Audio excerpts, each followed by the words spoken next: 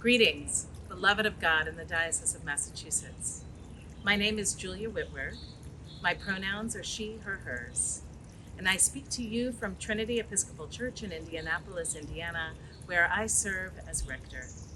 I bring greetings also from my family, my husband Ray, and my teenage children Liam, Gregory, and Grace.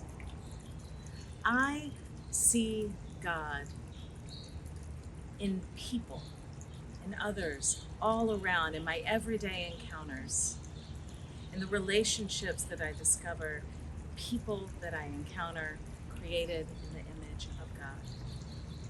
I see God in the faces of the little children who play in this garden, of the parents and the teachers who care for them, who revel in their curiosity, in their mischief, in their inquiry, who seek to keep them safe and have them know love. I see God in teenagers struggling with mental health.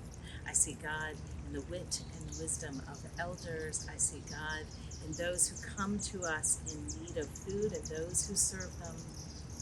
I see God in LGBTQ youth and their exuberant creativity who live at Trinity Haven, a home for them just down the street.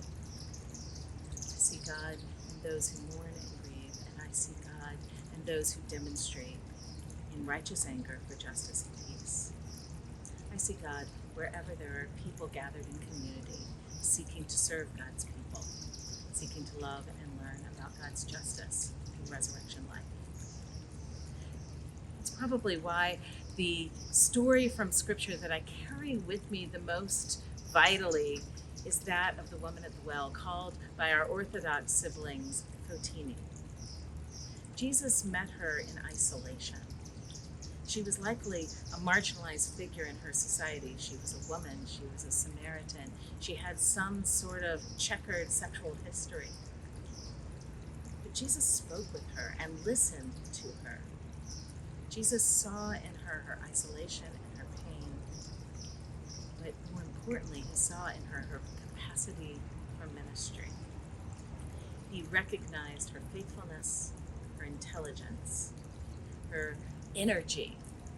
When he offered her his living water, she took it and then ran out to proclaim the gospel to others. Th.D. was the first evangelist. When I was 16 years old, I was invited by my parish priest to preach a youth sermon at Christ Episcopal Church in Winchester, Virginia. After doing so, an adult in the parish sent a copy of the manuscript to our bishop, unbeknownst to me. And a few weeks later, I got a letter from Bishop Peter Lee inviting me prayerfully to discern whether I might be called to the priesthood.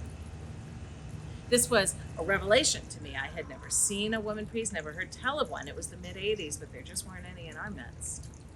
And while it took me a long time to answer that call, I can see that it was because other leaders, adult leaders, in my church of my childhood and my young adulthood, cultivated communities of witness, of recognition that raised me up. I'm passionate about that work. I was a youth minister in my first cure. I worked with LGBTQ youth at the Cathedral of St. John the Divine, and here at Trinity, we support a vital youth ministry. We have over 20 kids in our youth group. We founded Trinity Haven for unhoused LGBTQ youth. And we're working to create an intentional community for those in their 20s and 30s.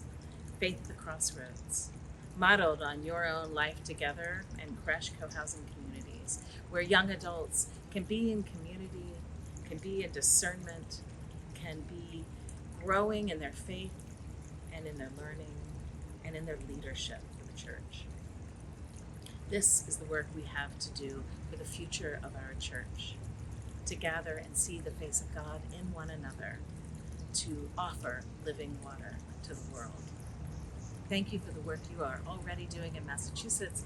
I look forward to meeting you and learning about you very, very soon. God bless you all.